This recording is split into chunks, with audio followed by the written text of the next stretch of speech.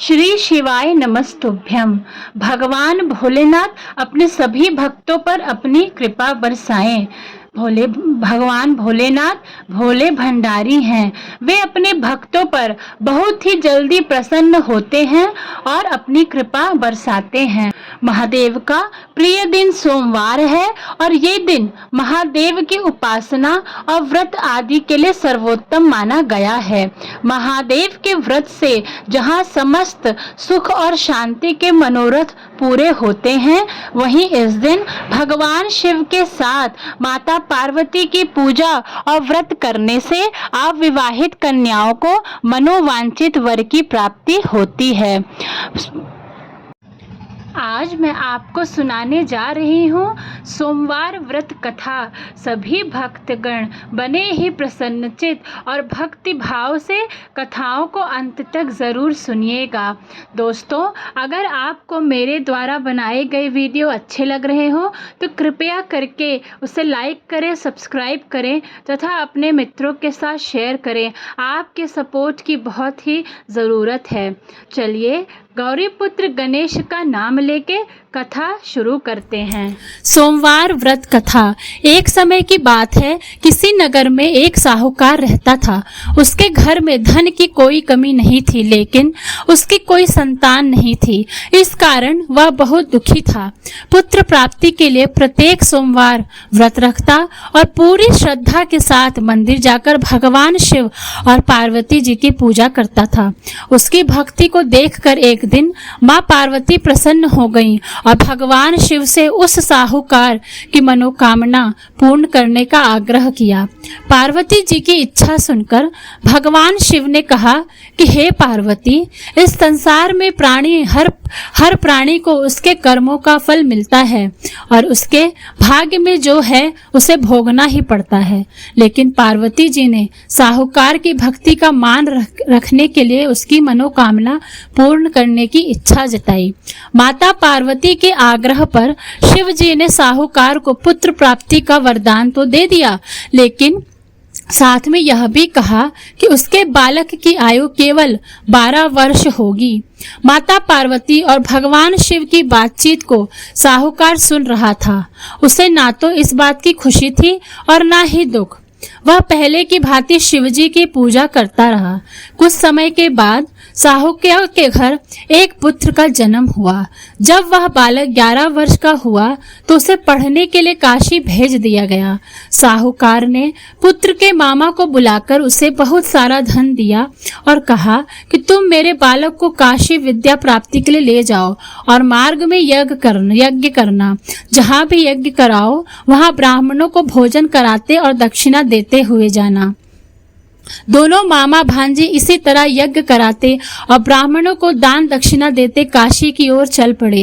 रात में एक नगर पड़ा जहां नगर के राजा की कन्या का विवाह था, लेकिन जिस राजकुमार से उसका विवाह होने वाला था वह एक आंख से काना था। राजकुमार के पिता ने अपने पुत्र के काना होने की बात को छुपाने के लिए एक चाल सोची। साहूकार के पुत्र को देखकर उसके मन में एक विचार आया। उसने सोचा, क्यों ना लड़के को दुल्हा बनाकर राजकुमारी से विवाह करा दूं। विवाह के बाद इसको धन देकर विदा करा दूंगा और राजकुमारी को अपने घर ले आऊंगा। लड़के को दूल्हे के वस्त्र पहनाकर राजकुमारी के से विवाह कर दिया, लेकिन साहूकार का पुत्र ईमानदार था। उसे यह बात न्याय संगत नहीं लगी। उसने अवसर पाकर राजकुमारी की चुन्नी के पल्ले पर लिख दिया, तुम्हारा विवाह तो मेरे साथ हुआ है, लेकिन जिस राजकुमार के साथ तुम्हें भेजा जाएगा वह एक आंख से काना है। मैं तो काशी पढ़ने जा रहा हूँ। जब राजकुमारी ने चुन्नी पर लिखी बात पढ़ी तो उसने माता पिता को यह बात बताई। राजा ने अपनी पुत्री को विदा नहीं किया, जिससे बारात वापस चली गई। दूसरी ओर साहूकार का लड़का और उसका मामा काशी पहुँचे। वहां जाकर उन्होंने यज्ञ किया। जिस दिन लड़के की आयु 12 साल की हुई उसी दिन यज्ञ रखा गया। लड़के ने अपने मामा से कहा कि मेरी तबीयत ठीक नहीं है। मामा ने कहा कि तुम अंदर जाकर सो जाओ। शिवजी के वरदानुसार कुछ ही देर में उस बालक के प्राण निकल गए। मृत भांजे को देख उसके मामा ने विलाप शुरू कर दिया। संयोगवश उसी समय शिव और पार्वती माता उधर से जा रहे थे। पार्वती ने भगवान से कहा, स्वामी, मुझे इसके रोने के स्वर सहन नहीं हो रहा, आप इस व्यक्ति को कष्ट को अवश्य दूर करें। जब शिवजी मृत बालक के समीप गए तो बोले कि यह तो वही साहूकार का पुत्र है जिसे मैंने 12 वर्ष की आयु का वरदान दिया। अब इसकी आयु पूरी हो चुकी है। लेकिन मातृभाव से विभोर माता पार्वती ने कहा कि महादेव, आप इस बालक को आयु देने की कृपा करें, अन्यथा इसके वियोग में इसके माता पिता भी तड़प तड़प कर मर जाएंगे। माता पार्वती के आग्रह पर भगवान शिव ने उस लड़के को जीवित होने का वरदान दिया। शिव जी की कृपा से वह लड़का जीवित हो गया। शिक्षा समाप्त करके लड़का मामा के साथ अपने घर की ओर चल दिया। दोनों चलते हुए उसी नगर में पहुंचे जहां उसका विवाह हुआ था। उस नगर में भी उन्होंने यज्ञ का आयोजन किया। उस लड़के के ससुर ने उसे पहचान लिया और महल में ले जाकर उसकी खातिरदारी की और अपनी पुत्री को विदा किया। इधर साहूकार और उसकी पत्नी भूखे प्यासे रहकर बेटे की प्रतीक्षा कर रहे थे। उन्होंने प्रण कर रखा था कि यदि उन्हें अपने बेटे की मृत्यु का समाचार मिला तो वह प्राण त्याग देंगे, परंतु अपने बेटे को जीवित होने का समाचार पाकर वह बेहद प्रसन्न हुए। उसी रात भगवान शिव ने व्यापारी के स्वप्न में आकर कहा, हे श्रेष्ठी, मैंने तेरे सोमवार की व्रत करने और व्रत कथा सुनने से प्रसन्न होकर तेरे पुत्र को लंबी आयु प्रदान की है। इसी प्रकार जो कोई सोमवार व्रत करता है, कथा सुनता है, पढ़ता है, उसके सभी सुख दुख दूर होते हैं और समस्त मनोकामनाएं पूर्ण होती हैं। मेरे भोलेनाथ बहुत ही भोले हैं, अपने भक्तों पर बहुत ही जल्दी अपनी कृपा बरसाते हैं।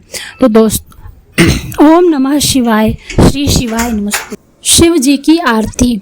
ओम जय शिव ओमकारा, भज ओम शिव ओमकारा, ब्रह्मा विष्णु सदा शिव अर्धांगी धारा।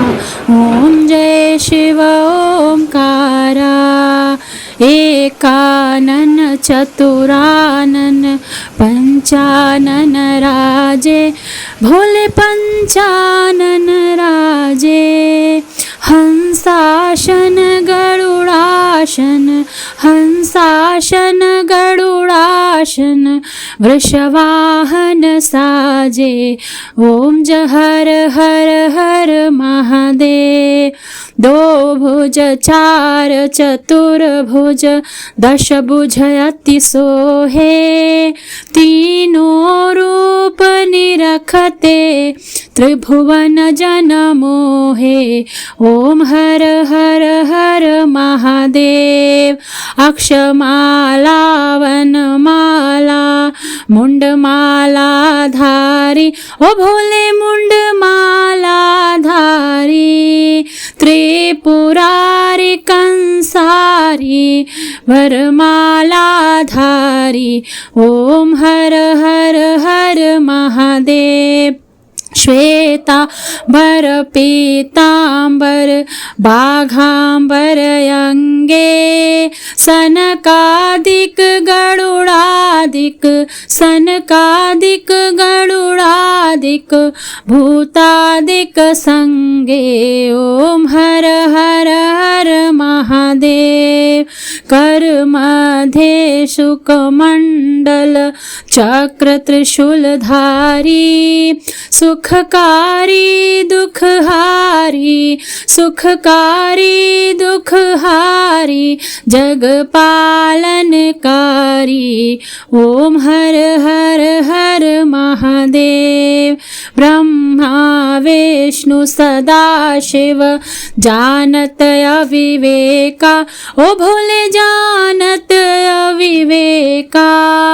प्रणवाक्षर में शोभित, प्रणवाक्षर में शोभित, ये तीनों एका। ओम हर हर हर महादेव।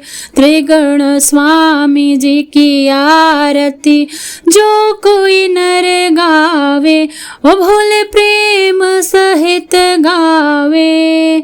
कहत शिवानंद स्वामी, मनवांछित फल पावे। ओम हर हर हर महादेव। ओम नमः शिवाय। श्री शिवाय नमस्तुभ्यं।